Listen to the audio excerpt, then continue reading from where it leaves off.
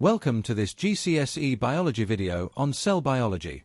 We'll explore the structures and functions of cells, how they grow and divide, and how substances move in and out of them. Cells as the basic units of life, animal and plant cells.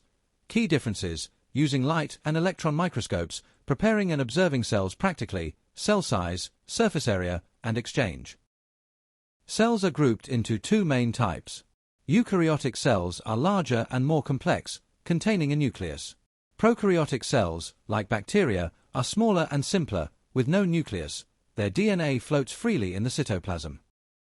Animal and plant cells share many features, like a nucleus and mitochondria.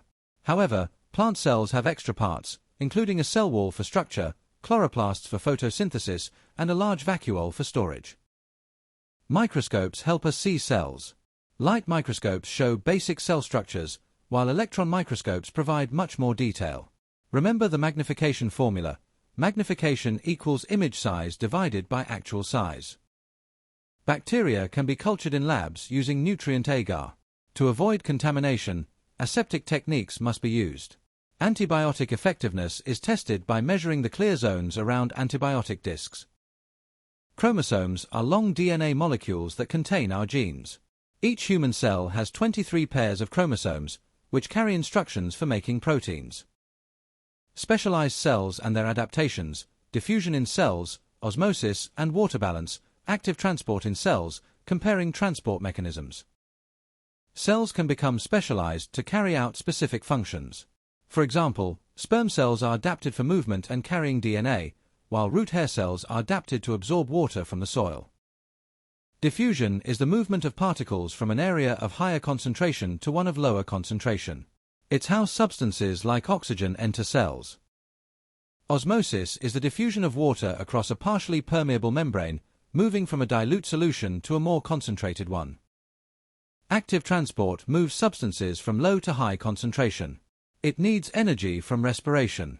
A good example is how root hair cells absorb minerals from the soil.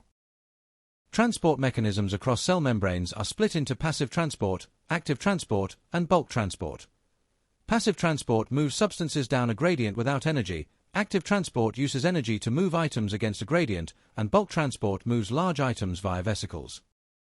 The cell cycle and mitosis, cell differentiation in animals and plants, stem cells, definition and types, uses of stem cells in medicine, ethical issues, and exam focus. The cell cycle involves growth, DNA replication, and division. Mitosis is the stage where the nucleus divides, resulting in two identical cells. It's essential for growth and repair. Cell differentiation is the process by which a cell changes to become specialized. In animals, this mostly happens in early development, but in plants, it continues throughout life. Stem cells are unspecialized cells. Embryonic stem cells can become any cell type, while adult stem cells are more limited. They have potential in treating conditions like paralysis and diabetes. Therapeutic stem cell applications focus on replacing diseased cells, repairing damaged tissue, and managing immune responses, with established uses including hematopoietic stem cell transplants for blood cancers, skin grafts for severe burns, and corneal repairs. Let's recap. Cells can be eukaryotic or prokaryotic. They specialize to perform functions. Mitosis and stem cells are crucial for growth and repair. And substances move by diffusion, osmosis, or active transport. Thanks for watching. Don't forget to review your notes and practice with exam-style questions. See you in the next video.